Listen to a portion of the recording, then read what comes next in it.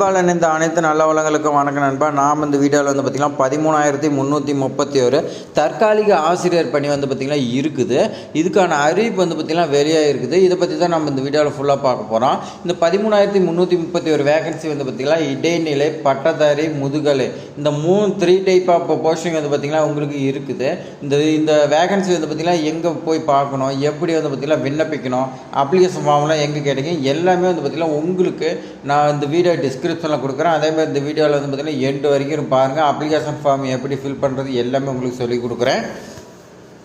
நீங்கள் வந்து பார்த்திங்கன்னா இது டெம்பரவரி ஜாப்புன்னு நினைக்காதீங்க. நீங்கள் டெம்பரவரியாக போயிட்டு இருந்தீங்கன்னா உங்களுக்கு நல்ல சேலரி. திடீர்னு வந்து பார்த்திங்கன்னா நிறைய ஆசிரியர் வந்து பார்த்திங்கன்னா பர்மனெண்ட் பண்ணியிருக்காங்க. அந்த மாதிரி வந்து பார்த்திங்கன்னா உங்களுக்கு வாய்ப்பு கிடைச்சுன்னா உங்களுக்கு வந்து பார்த்திங்கன்னா ரொம்ப வந்து பார்த்திங்கன்னா யூஸ்ஃபுல்லாக இருக்கும். நீங்கள் ஆசிரியர் பணி தொடர்ந்துக்கிட்டே நீங்கள் வந்து பார்த்திங்கன்னா வேறு எக்ஸாம்ஸ்லாம் எழுதலாம். கண்டிப்பாக வந்து பார்த்திங்கன்னா ஜாப் கிடைக்கும். இந்த மாவட்ட கல்வி அலுவலகம், வட்டார கல்வி அலுவலகத்தில் வந்து பார்த்திங்கன்னா விண்ணப்பத்திற்கான மாதிரி விண்ணப்பப்படி வந்து பார்த்திங்கன்னா கிடைக்குன்னு சொல்லி கொடுத்துருக்கேன். தேவைப்படுவர் வந்து பார்த்திங்கன்னா லிங்க் கொடுக்குறேன், நீங்கள் வந்து பார்த்திங்கன்னா டவுன்லோட் பண்ணிக்கங்க. அப்ளிகேஷன் ஃபார்ம் வந்து பார்த்திங்கன்னா இந்த மாதிரி தான் இருக்கும். இதை வந்து பார்த்திங்கன்னா எப்படி ஃபில் பண்ணணும்னு சொல்லி நான் வந்து பார்த்திங்கன்னா பார்க்குறேன். அதுக்கு முன்னாடி வந்து பார்த்திங்கன்னா ஒரு சில டீட்டெயில்ஸ்லாம் நம்ம பார்த்துடலாம். அரசு பள்ளியில் வந்து பார்த்திங்கன்னா காலியாக உள்ள காலி பணியிடங்களை தற்காலிக ஆசிரியர் நியமனம் செய்து கொள்ளலாம்னு சொல்லி கொடுத்துருக்காங்க. இப்போ வந்து பார்த்திங்கன்னா ஸ்கூலில் எல்லாமே வந்து பார்த்திங்கன்னா மே மாதம் லீவு முடிஞ்சு இப்போ வந்து ஓப்பன் பண்ணிட்டாங்க. இப்போ ஆசிரியர் பற்றாக்குறை எல்லாமே வந்து பார்த்திங்கன்னா ஃபில் பண்ணுறதுக்கு இந்த அறிவிப்பு கொடுத்துருக்காங்க. இந்த அறிவிப்பு வந்து பார்த்திங்கன்னா அந்தந்த தலைமை ஆசிரியர் வந்து பார்த்திங்கன்னா அவங்களே நியமித்து கொள்ளலான்னு சொல்லி கொடுத்துருக்காங்க. பள்ளி கல்வித்துறை வந்து பார்த்திங்கன்னா அறிவிப்பு கொடுத்துருக்காங்க. தமிழக பள்ளி கல்வித்துறையில் வந்து பார்த்திங்கன்னா கீழே 37,554 வந்து பார்த்திங்கன்னா அரசு பள்ளிகள் இங்கே வந்துகிட்டு இருக்குது. இதில் சுமார் வந்து பார்த்திங்கன்னா 52 லட்சம் மாணவர்கள் வந்து பார்த்திங்கன்னா படிச்சுட்டுருக்குறாங்க. இவருக்கு வந்து பார்த்திங்கன்னா 2.2 லட்சம் ஆசிரியர் தான் வந்து பார்த்திங்கன்னா இருக்கிறாங்க. மீதி வந்து பார்த்திங்கன்னா பற்றாக்குறையாக இருக்குன்னு சொல்லி கொடுத்துருக்காங்க. இதற்கிடையே பணி ஓய்வு உள்ளிட்ட பல்வேறு காரணம் வந்து பார்த்திங்கன்னா மாநிலம் முழுவதும் சுமார் 13,000க்கு மேற்பட்ட காலி பணியிடங்கள் வந்து பார்த்திங்கன்னா இப்போ காலியாக இருக்குன்னு சொல்லி கொடுத்துருக்காங்க. நிறைய பேர் வந்து பார்த்திங்கன்னா ரிட்டையர் ஆவாங்க. அந்த மாதிரி அந்த இடத்துல வந்து பார்த்திங்கன்னா வேகன்சி இருக்குது நிறையா. இது மாதிரி வந்து பார்த்திங்கன்னா 13,000 வேகன்சி இருக்குதுன்னு சொல்லி கொடுத்துருக்காங்க. அந்த தற்காலிக ஆசிரியர் நியமனம் செய்து கற்றல் கற்பித்தல் பணிகள் வந்து பார்த்திங்கன்னா பள்ளி கல்வித்துறை மேற்கொண்டு வருது. இப்போதைக்கு வந்து பார்த்திங்கன்னா பர்மனன்ட் போஸ்டிங் போடுறதுக்கு இன்னும் அறிவிப்பு வெளியாகலை. இப்போதைக்கு டெம்பரவரி அந்தந்த தலைமை ஆசிரியர் வந்து பார்த்திங்கன்னா அந்தந்த பள்ளிக்கூடத்தில் அறிவிப்பு வெளியிட்டு இன்டர்வியூ வச்சு வந்து பார்த்திங்கன்னா எடுத்துக்கலாம்னு சொல்லி கொடுத்துருக்காங்க.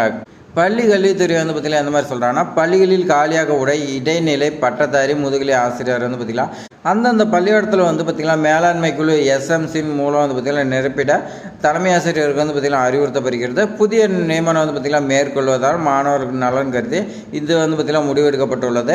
ஏற்கனவே வழங்கப்பட்ட வழிகாட்டு நெறிமுறை எல்லாமே வந்து பார்த்திங்கன்னா பின்பற்றணும்னு சொல்லி கொடுத்துருக்காங்க.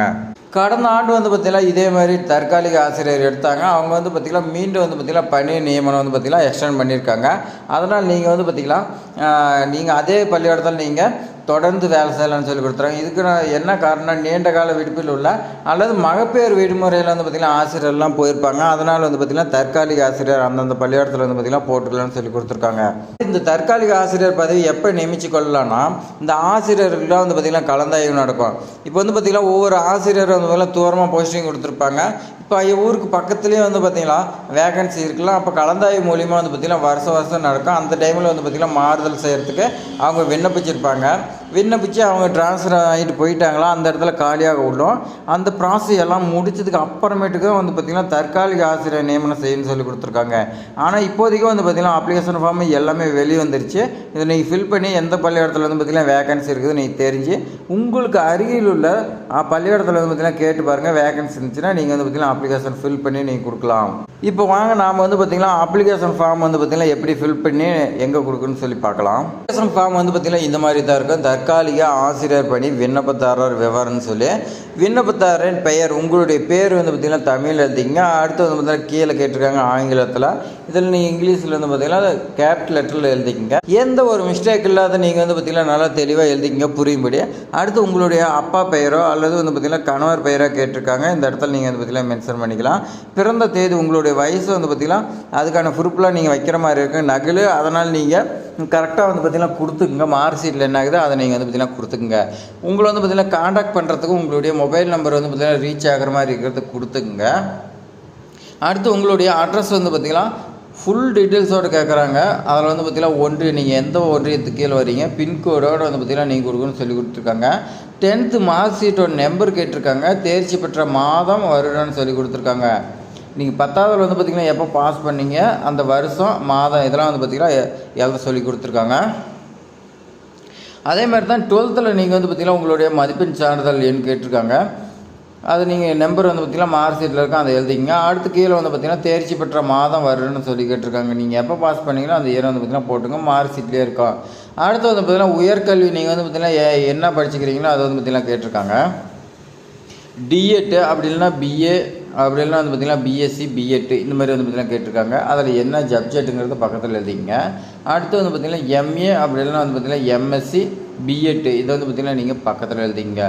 அடுத்து வந்து பார்த்திங்கன்னா பட்டம் அல்லது பட்டய சான்றிதழ் என்ன வந்து பார்த்திங்கன்னா கேட்டிருக்காங்க. இது நீங்கள் என்ன படிச்சுக்கிறீங்களோ இப்போ வந்து பார்த்திங்கன்னா மேலே டிஇடி பிஏ பிஎஸ்சி இந்த மாதிரி இது படிச்சுக்கிறீங்களோ அதோட மார்க் ஷீட்டுக்கும் அந்த நம்பர் கொடுத்துக்குங்க. தேர்ச்சி பெற்ற மாதம் வருடம் நீங்கள் எப்போ பாஸ் பண்ணீங்க இதெல்லாம் வந்து பார்த்திங்கன்னா டீட்டெயில்ஸ் கேட்குறாங்க, கொடுத்துங்க. அடுத்து வந்து பார்த்திங்கன்னா டிஎட்டு டிஆர்பியில் நீங்கள் வந்து பார்த்திங்கன்னா பாஸ் பண்ணிக்கிறீங்களான்னு கேட்குறாங்க. நீங்கள் பாஸ் பண்ணியிருந்தீங்களா ஆம்னு கொடுங்க. ஆம்னு கொடுத்தீங்கன்னா நீங்கள் வந்து பார்த்திங்கன்னா கீழே அதோட மதிப்பெண் சான்றிதழ் நம்பர் கேட்குறாங்க. எந்த வருஷத்தில் நீங்கள் பாஸ் பண்ணீங்க, எவ்வளோ மதிப்பெண் சொல்லி வந்து பார்த்திங்கன்னா கேட்டிருக்காங்க. அடுத்து கீழே வந்து பார்த்திங்கன்னா விண்ணப்பிக்கும் பணியின் தன்மையை வந்து பார்த்திங்கன்னா கேட்டிருக்காங்க.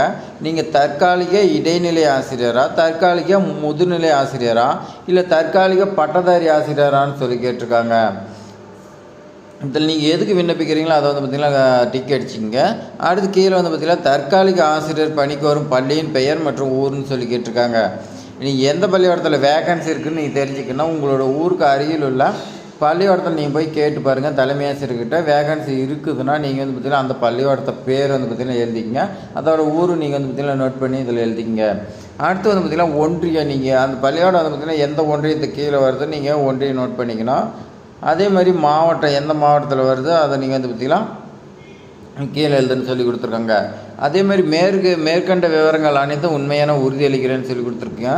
மேலே இருக்கிற எல்லா டீட்டெயில்ஸுமே நீங்கள் மதிப்பெண் சார்ந்தது எல்லாமே நீங்கள் கொடுத்துருப்பீங்க. எல்லாமே இது சரி, இது பொய் கிடையாது, சரிதான் நீங்கள் வந்து பார்த்திங்கன்னா கீழே சைன் பண்ண இப்படிங்கிறது இதை வந்து பார்த்திங்கன்னா நீங்கள் சைன் பண்ணுங்கள். லெஃப்ட் சைடில் வந்து பார்த்திங்கன்னா இடம் நாள்னு சொல்லி கொடுத்துருக்காங்க. இது நீங்கள் வந்து பார்த்திங்கன்னா போட்டுங்க, எந்த நாள் எந்த இடத்துல நீங்கள் விண்ணப்பிக்கிறீங்கன்னு அதை போட்டுவிட்டு அந்த தலைமை ஆசிரியர்கிட்ட நீங்கள் வந்து பார்த்திங்கன்னா அப்ளிகேஷன் ஃபார்ம் கொடுக்கலான்னு சொல்லி கொடுத்துருக்காங்க. நீங்கள் அப்ளிகேஷன் ஃபார்ம் வந்து பார்த்திங்கன்னா திருப்பூர் மாவட்டத்தில் நிறையா வந்து பார்த்திங்கன்னா ஃபில் பண்ணி கொடுத்துட்டாங்க. அந்தந்த மாவட்டத்தில் நீங்கள் வந்து பார்த்திங்கன்னா கொடுக்குற மாதிரி இருங்க. நீங்கள் அப்ளிகேஷன் ஃபார்ம் வந்து பார்த்திங்கன்னா இதுக்கு லாஸ்ட் டேட் இதில் மாதிரிலாம் எதுவும் டிக்ளேர் பண்ணல, அந்தந்த தலைமை ஆசிரியர் பொறுத்து தான். அதே மாதிரி நீங்கள் இப்போ நீங்கள் விண்ணப்பம் கொடுத்தாலும் அவங்கள வந்து பார்த்திங்கன்னா எப்போ இன்டர்வியூ கூப்பிட்றான்னு சொல்ல முடியாது. ஏன்னா அந்த ஆசிரியர் கலந்தாய்வுலாம் முடிச்சதுக்கு அப்புறமேட்டுக்கு தான் உங்களை கூப்பிட்றதா சொல்லி கொடுத்துருக்காங்க. அது வரைக்கும் உங்களுடைய அப்ளிகேஷன் ப்ராசஸ் பண்ணி உங்களுடைய மார்க் ஷீட்டெல்லாம் கரெக்டாக இருக்குதான் செக் பண்ணி வச்சுருப்பாங்க. அந்த கலந்தாய்வு முடிஞ்சதுக்கு அப்புறமேட்டுக்கு உடனே வந்து பார்த்திங்கன்னா உங்களுக்கு இன்டர்வியூ கூப்பிட்டு உங்களுக்கு வந்து பார்த்திங்கன்னா போஸ்டிங் போகிறதுக்கு வாய்ப்பு இருக்குது. நீங்கள் விண்ணப்பிக்கும் பள்ளிக்கூடத்தில் வந்து பார்த்திங்கன்னா யாரும் விண்ணப்பிக்கல, நீங்கள் மட்டும் தான் விண்ணப்பிச்சிங்கன்னா நீங்கள் உங்களை வந்து பார்த்திங்கன்னா டேரெக்டாக போட்டுருவாங்க, எந்த நேர்காணலும் இருக்காது. இது மாதிரி பயனுள்ள தகவலாம் தெரிஞ்சுக்கிறதுக்கு நம்ம சேனலை வந்து பார்த்திங்கன்னா சப்ஸ்கிரைப் பண்ணி வைங்க. உங்களுக்கு வந்து பார்த்திங்கன்னா ரொம்ப வந்து பார்த்திங்கன்னா யூஸ்ஃபுல்லாக இருக்கும்.